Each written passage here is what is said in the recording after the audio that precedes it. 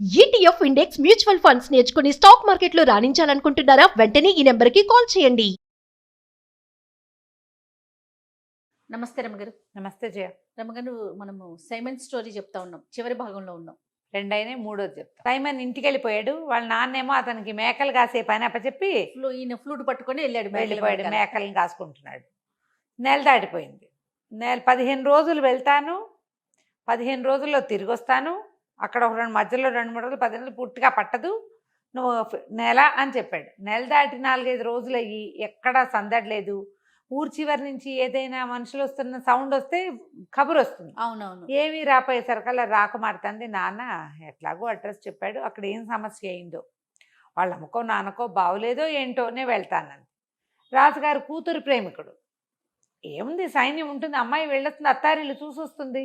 వాడంతటా వాడు దయ్యాన్ని పారద్రోలి రాకుమార్తెగా మొగుడయ్యే అర్హత సంపాదించుకున్న వాడి కోసం ఆ మాత్రం చెయ్యొచ్చు కదా అని నాన్న కూతుర్ని ఒక పటాలం ఇచ్చి పంపించారు. సైన్యము దాసదాసి గణంతో రాకుమార్తె తన తాలూకు ఒరిజినల్ అటైర్ తోటి తన చక్కగా అలంకరించుకుని బయలుదేరి ఒక 4 రోజులు 3 రోజుల్లో ప్రయాణం చేసి అడవిలోకి చేరారు. కొంత ప్రయాణం చేసి అడవి మధ్యలోకి వచ్చారు.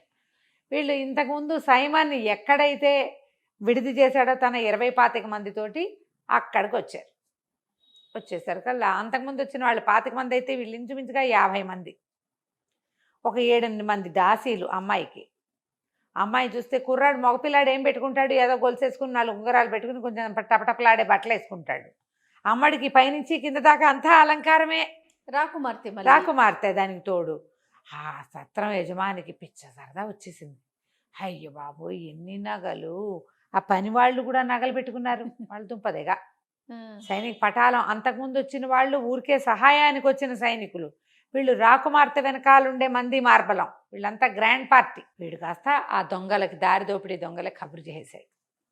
కబురు చేస్తే ఏమైంది, సాబురు వెళ్ళింది. సాయంకాలం అయ్యేసరికల్లా రాకుమార్తె ఏం చేసింది, ఆ సత్రం యజమాని భార్యని దా మాతో పాటు కూర్చో, మాతో పాటు టీ తీసుకుంది, కానీ చాలా ఆదరంగా పిలిచింది. ఆ సత్రం యజమాని భార్యకి జాలేసింది. అయ్యో పాపం బంగారు తల్లి, రాకుమార్తెలు ఎవరైనా ఇట్లా దారిపోయే వాళ్ళని రా నాతో టీ దాగంటారా అనరు. దీనికి మంచి మాట చెప్పాలని, ఓ ఏమా తల్లి, మా ఆయన దొంగవాడు, దారిదోపిడి దొంగలకు స్నేహితుడు, అసలు ఇక్కడ విడిది చేసే వాళ్ళే ఇట్లా మీలాగా వచ్చేవాళ్ళు చాలా తక్కువ, వచ్చిన వాళ్ళు వచ్చినట్టు వీళ్ళు నిర్మూలించేస్తారు.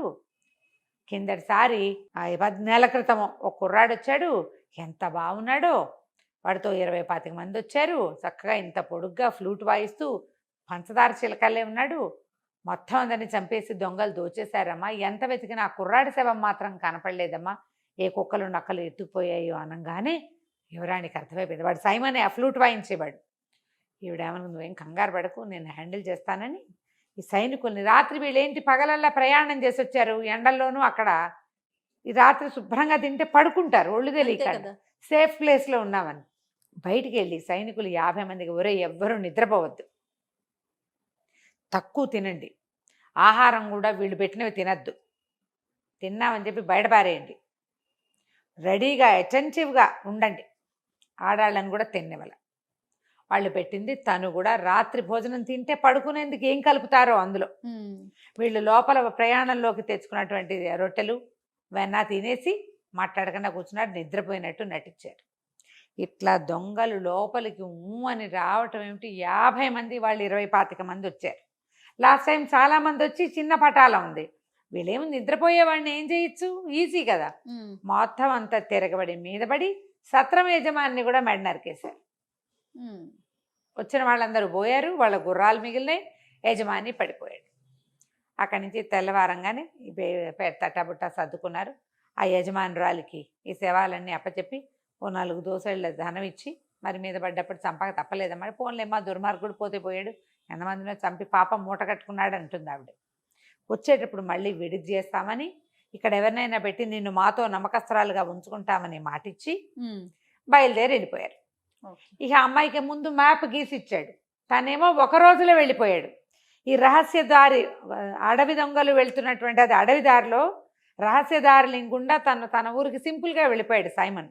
వీళ్ళకి టైం పట్టింది, వాడు అప్పుడే తెలుసుకున్నాడు ఆ దారి. వీళ్ళు గీసి ఇచ్చిన మ్యాప్ ప్రకారం నిదానంగా ప్రయాణం చేసుకుంటూ రాకుమార్తె తలిసిపోకుండా ఆ ఊరు తీసుకుపోయారు.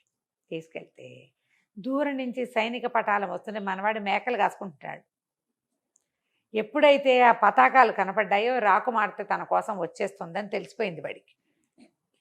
ఆ పతాకాలు యువరాణికి ఒక రకం, రాజుకు ఒక రకము ఉంటాయి. చిన్న బ్యాండు, తక్కువ మంది జనము, తర్వాత ఏమో ఇలా స్త్రీలు వస్తున్న సంకేతము తెలియగాని వీడేం చేశాడు, తన దగ్గర 20 మేకలు ఉన్నాయిగా, ఆ మేకల కాళ్ళకి మెళ్ళోను పువ్వుల దండలు కట్టాడు. పువ్వుల దండలు కట్టి అక్కడ సైనిక కవాతులు ఉంటాయి నగరాల్లో, మేకలతోటి కవాతు చేయించాడు సైమన్. ఫ్లూట్ వాయిస్తూ ఆ మేకలు 20ని ఆవిడకి ఎదురుగుండా, ఆ వస్తున్న పటాలానికి ఎదురుగుండా వెళ్తే అందరూ నవ్వలేక పడి తెచ్చారు మేకలు చేసే కవాతులు చూసి. అవి తలకాయ లుపుతూ కాళ్ళు నేల మీద కొడుతూ నడుస్తూ వస్తూ ఉంటే గొప్ప సరదా వచ్చింది. యువరాణి దిగి పరిగెత్తుకొచ్చింది. ఏంటి ఇట్లా చేసావు, ఏమైపోయావు అంటే, ఇగో ఇలా ఇలా జరిగింది, మాకు తెలియలేదు, ఒక దొంగదారిని గుండా వచ్చేసాను, కానీ నాకు బయటకు వచ్చే వీలు లేకపోయింది, మా నాన్న చండశాసనుడు, సరే నేను రాకపోతే నువ్వే వస్తావులే అని స్థిమితంగా ఉన్నాను అని చెప్పాడు. చెప్తే అమ్మాయి ఏమంది, సరే వెళ్ళిపోదాం, మీ నాన్నకి చెప్పు ఉండాల్సింది కదండి, మా నాన్న చెప్పినా నమ్మడు, అంతకుముందు నేను అబద్ధాలు చెప్పున్నా కదా అనేసరికి సరేనంది యువరాణి. అక్కడి నుంచి సైమన్ మేకలు తోలుకుని ఈవిడ తన గుర్రాలతో సహా చేరారు అక్కడికి. వాళ్ళ నాన్న నడిపిస్తున్నటువంటి, ఏమంటారు దాన్ని, మన ఆహారశాల లాంటిది ఏదో ఒకటి, చిన్న హోటల్ లాంటిది.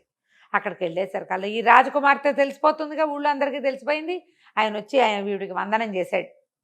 చేసేసరికల్లా ఏమిటి ఇటు వచ్చారంటే, నేను నీ దగ్గర ఉంటాను అన్నది. అంటే మీకోసం పెద్దవాళ్ళు ఉండటానికి ఇంకా పెద్ద పెద్ద హోటల్స్ ఉన్నాయంటే, కాదు కాదు నాకు ఇదే నచ్చింది, మీ చిన్న మోటల్లే నచ్చింది, నేను ఇక్కడే ఉంటాను.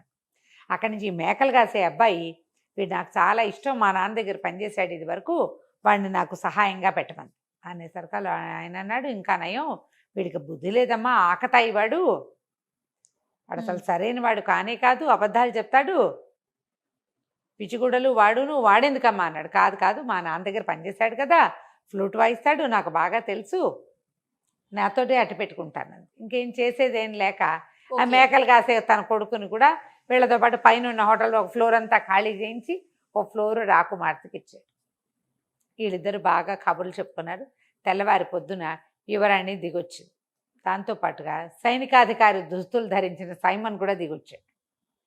వీళ్ళ నాన్న గుర్తుపట్టలేదు వాడిని. గుర్తుపట్టక ఆవిడకో వందనం ఈయనకో వందనం చేశాడు. ఆ అమ్మాయి పక్కపక్క నవ్వుతూ, ఏంటండి మీ అబ్బాయిని గుర్తుపట్టరా మీరు అని అనేసరికల్లా ఆయన నిర్ఘాంతపోయి చూసి, ఎందుకు గుర్తుపట్టినమ్మా, ఈయన కొంచెం మా అబ్బాయిలాగా ఉన్నాడు కానీ మా అబ్బాయి ఎప్పటికీ సైనికాధికారి కాలేడండి అన్నాడు. అనేసరికల్లా వాడు, నాన్న నేనే నాన్న అన్నాడు. ఆయన ఆశ్చర్యపోయాడు. అట్లా ఎట్లా అయ్యావురా, పోలాండ్ నగరంలో ఉన్నవాడివి, ఈవిడ ఈ నగరానికి ఎలా వెళ్ళావు, ఎట్లా సైనికాధికారి అయ్యావంటే, అప్పుడు రాకుమార్తె, మీ అబ్బాయి వల్లే మా రాజ్యానికి పట్టిన పీడ విరగడైంది, మా తాత దయ్యం వదిలి మా భవనం మాకు చేజిక్కింది, మేమిద్దరం వివాహం చేసుకోవాలనుకున్నాం, మా అమ్మా నాన్న కావాలన్నాడని పంపించాను అనేసరికి వీడు జరిగిందంతా చెప్పాడు. అంతకుముందు తల్లికి చెప్పాడు, తల్లి అంతా నమ్మింది, తండ్రి చచ్చిన నమ్మల, వీడు అన్ని అబద్ధాలు అంటాడు ఆయన. అదేలే చిన్న వెధవ, వీడు ఎలాగ దయ్యాన్ని వదిలిస్తాడు, వీడు ఎట్లా దొంగల నుంచి తప్పించుకొస్తాడు, ఆయన నమ్మకం లేదు అబ్బాయి మీద. ఆయన చాలా ఆశ్చర్యపోయాడు, చాలా సంతోషించాడు. తర్వాత అందరూ కలిసి ఈ అమ్మాయి తాలూకు రాజకుమార్తె తాలూకు నగరానికి వెళ్ళిపోయారు. చక్కగా వివాహం చేసుకుని ఆ చిన్న నగరానికి రాజై ఎంతో కాలం సైమన్ సంతోషంగా రాజ్యాన్ని పరిపాలించాడు. కథ కంచికి మనం ఇంటికి. సూపర్. నమస్తే రమ్య గారు. నమస్తే.